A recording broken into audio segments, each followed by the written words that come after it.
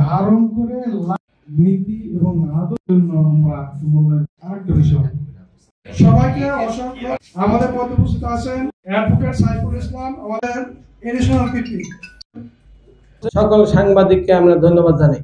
আমাদের লক্ষ্য এবং উদ্দেশ্য হলো আমরা দীর্ঘদিন যাবৎ ঢাকা আইনজীবী সমিতির সদস্য হিসাবে আইন পেশায় নিয়োজিত।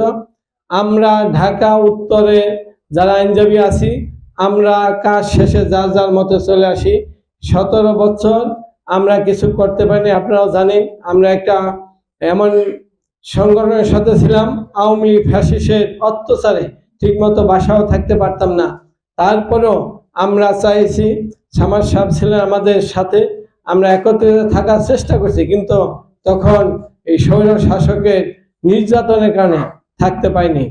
আজ শহীদ প্রেসিডেন্ট জিয়াউর রহমানের গড়া জাতীয়তাবাদী দলের প্রতিষ্ঠাবার্ষিকী 47তম প্রতিষ্ঠাবার্ষিকী উপলক্ষে আজকের প্রধান অতিথি এবং বিশেষ অতিথি এবং আইনজীবীবৃন্দ উপস্থিত হয়েছেন, এই জন্য আমি সকলকে ধন্যবাদ জানাই। যেহেতু আজ এই আলোচনা সভা দীর্ঘায়িত করবো না, সকলের বক্তব্য শুনেছেন।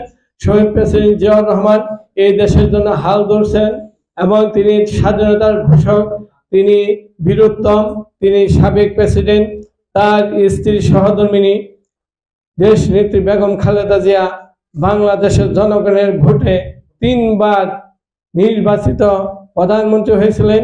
তার সন্তান জনাব তারেক রহমান, ভারপ্রাপ্ত চেয়ারম্যান জনাব তারেক রহমান শেখ হাসিনার অত্যাচার এবং মিথ্যা মামলা জর্জরিত হয়ে তিনি সুদূর প্রবাসে লন্ডনে বসবাস করে তিনি দলকে নিয়ন্ত্রণ করছেন এবং আমাদেরকে সুসংগঠিত করে রাখছেন।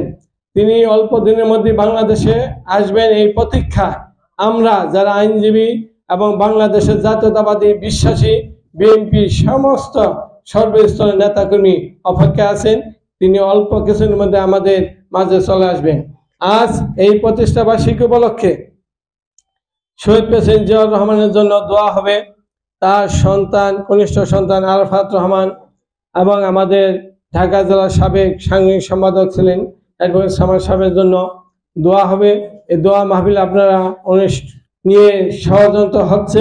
আমাদের ভারপ্রাপ্ত চেয়ারম্যান বলছেন নির্বাচন এত সহজ হবে না।